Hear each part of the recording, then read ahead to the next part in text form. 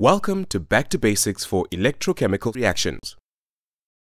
Before looking at how electrochemical cells work, we need to first see how oxidation and reduction are named and how they work.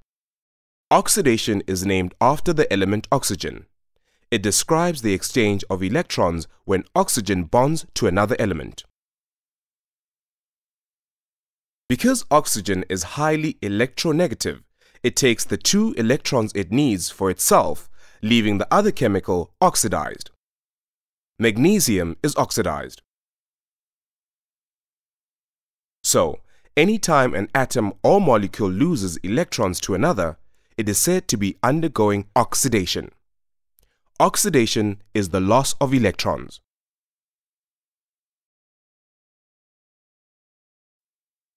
So, how many electrons an element loses is called its oxidation number.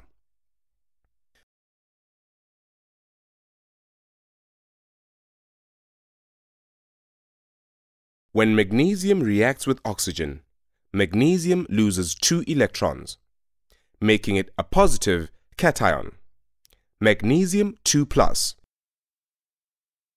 So, if it's lost 2 electrons, it has an oxidation number of positive 2.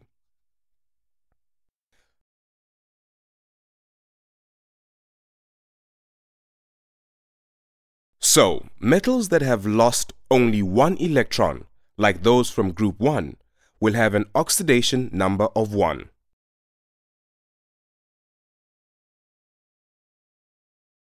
What about the elements like oxygen? Those like to gain electrons, not lose them. So that means that they have the opposite sign, negative. Chlorine becomes chloride when it gains 1 electron.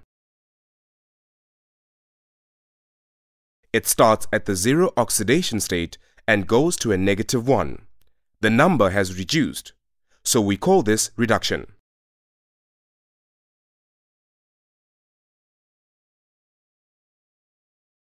So the rules for finding oxidation numbers isn't something you'll see in exams very often, but it does help us see if a chemical is being oxidized or reduced.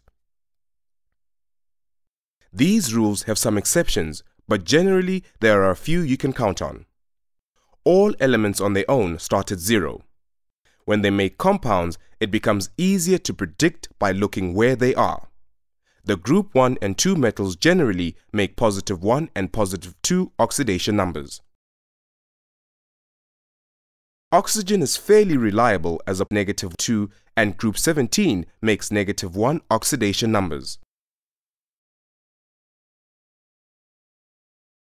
Unfortunately, some of the other elements on the periodic table don't have the consistent or predictable oxidation numbers. So, we need to use the ones we do know to figure them out.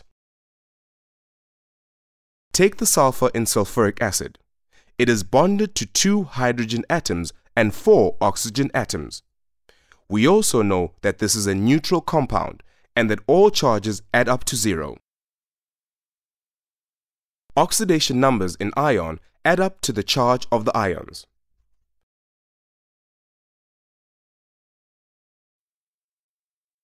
So, let's use some basic maths to try to find out the oxidation number of sulfur in sulfuric acid. Sulfur can have oxidation numbers of 2, 0, -4, and -6. 2 times the positive 1 for hydrogen,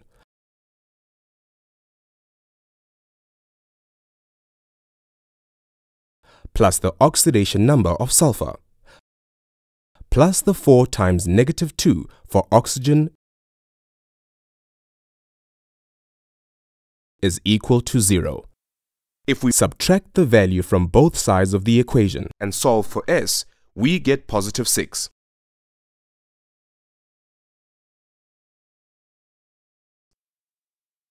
In this case, sulfur has an oxidation number of positive 6.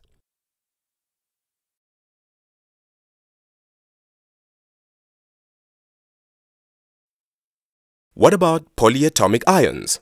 They add up to a charge. let's try to find out what the charge on nitrogen is inside the nitrate ion. 1 nitrogen atom plus 3 oxygen atoms adds up to -1, the charge of the ion. If we solve for N, we get +5. Not too bad.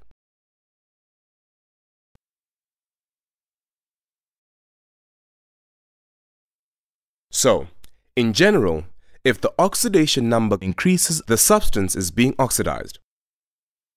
If the number decreases, in other words, reduced, it is being reduced.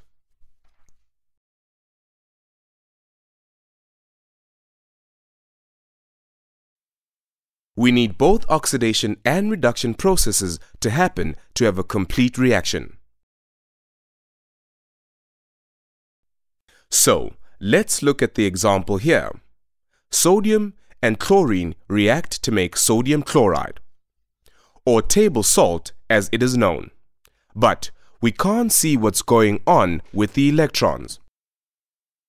Sodium is actually giving up an electron to the chlorine atom.